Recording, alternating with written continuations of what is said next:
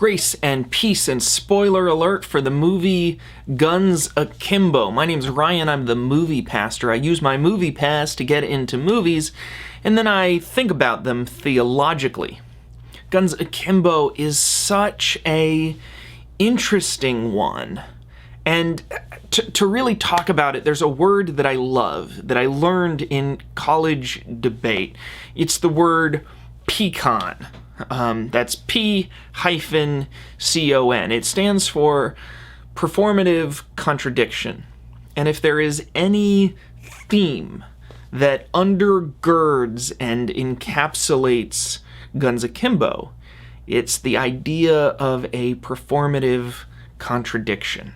A performative contradiction happens when, say, a collegiate debater is standing up and attempting to argue in favor of judging people by the quality of their character and not on the basis of their appearance, while wearing a very expensive Hugo Boss suit clearly made to dazzle the judges, right?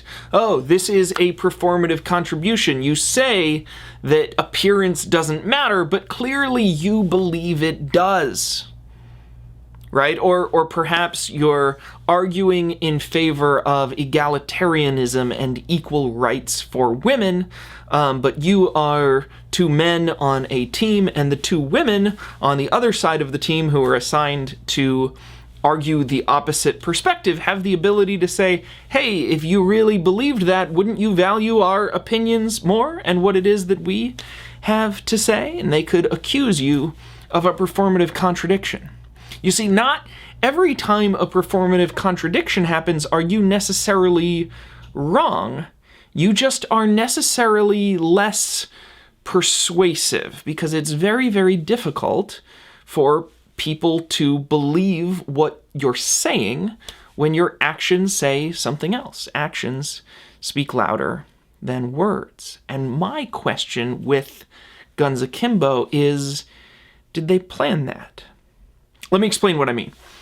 In Guns Akimbo, Daniel Radcliffe plays a character who is a internet troll, or he identifies himself as a troll hunter. He is engaged in a high amount of violence on the internet. He goes to message boards where people have particularly toxic opinions. He seeks those out, and while he is there, he starts fights. Verbal repartee, right? It's all fake. It's just the internet.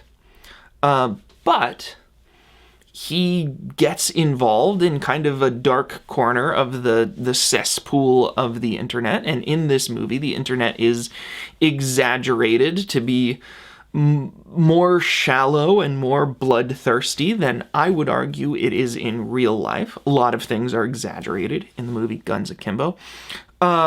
And someone from the internet, the head of Schism, which is this popular website where people watch people killing each other, gets offended, is bothered. This verbal repartee turns into a actual conflict, real feelings in the real world. And Daniel Radcliffe's character is thrown into this death match that Schism is.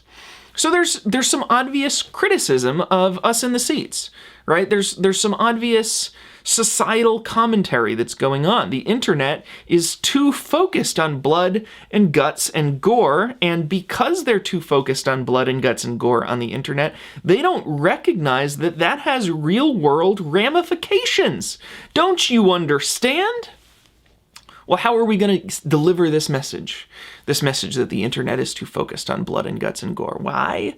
Of course, we are going to deliver it by making a really hyper-violent movie.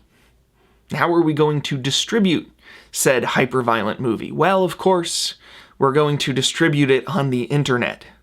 The internet loves that kind of thing. And so, here in the world of the seats, we have our first performative contradiction. We have a movie that would seemingly criticize the defenses we might make of violent movies. After all, here I am, a pastor. I watched this R-rated violent movie, and if I'm going to give any kind of defense of that, my theological defense would be, well, I hope for a day, I hope for a world in which all violence can be fake, and no people will actually be harmed in the making of our violent stories. And yet, sometimes when we fill our heads with violence, when we engage in violent ideas, real consequences take place, and it's worth understanding that and appreciating that. And so maybe we ought not be piling on more violence into our diet of the mind.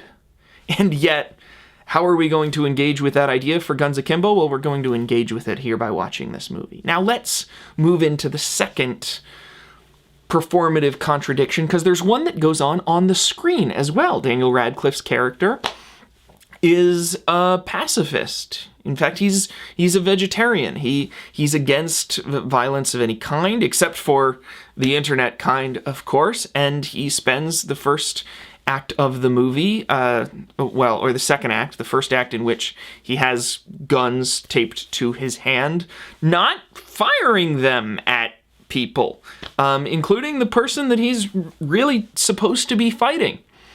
And so there's a message here about he's against this. This schism guy is pushing, fighting, trying to make him kill people, and that's bad.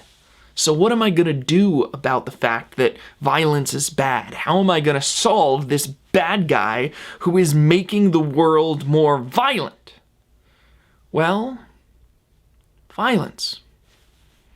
And by the conclusion of the movie, Daniel Radcliffe has lived into his self-understanding as a person with guns taped to his hand and chosen to attack the schism guy, even to the point where he runs out of bullets and needs to pistol whip him to death. And the movie never shies away from the fact that there are consequences to this, to the fact that the girlfriend who watches him do that is not impressed and has PTSD by the enormous amount of blood and guts and gore that is involved in seeing that happen. And yet, when it is all over, Daniel Radcliffe doesn't repent of what he's done or realize the error of his ways or the irony inherent there, but instead goes off and, after unstrapping the guns to his hand, holds 2 new guns and goes off hunting for more people who perpetuate violence so he can perpetuate violence against them. And then, of course, behind the camera, you have Daniel Radcliffe himself, the actor who is desperately trying to shed his child actor Harry Potter image, and now in his third movie that I can think of that is all about being quirky and violent and really adult-oriented, saying, hey, give me more adult roles, and by adult roles I mean roles that aren't family-friendly. And so at every level, we have this performative contradiction, this idea that violence is bad, therefore do violence. What are we supposed to do with that? Why is that the case? I think you'll notice that if you start paying attention to the movies and the media you consume, this is actually a really, really common theme. We call it the myth of redemptive violence. And almost every action movie you're going to see is one kind or another of myth of redemptive violence. I often interpret them in symbolic categories because they often aren't trying to say anything profound or interesting about the fact that they are a myth of redemptive violence. It's just something they take for granted. Now, what that means is it's a story about a problem that can only be solved by killing bad guys. It's a myth. It's a story of significance that means something important to us and in our lives about violence that is helpful. about a situation where it will be okay to do all the things that it's not okay to do. I think one of the classic examples of this is the zombie movie, right? You watch a zombie movie and sometimes it's actually kind of attractive. Like sometimes you kind of wish the zombie apocalypse could happen. Why? Well, because then you just get to mow everyone down and not feel guilty about it. You can't normally do that, but in a zombie movie, you do that and you're a hero. So it's a myth of redemptive violence. You know, Die Hard is a myth of redemptive violence. Rambo, in fact, Rambo gives in the fourth movie, I think it is, they have that classic line, "Did you bring any weapons? Then you aren't fixing anything." It's this message that the only way you can actually stop bad guys is by becoming a bad guy, by doing ostensibly bad things, or at least the same things that the bad guy does, only better. But Guns Akimbo does it with more of a sense of humor. It exaggerates it. It doesn't make it seem compelling.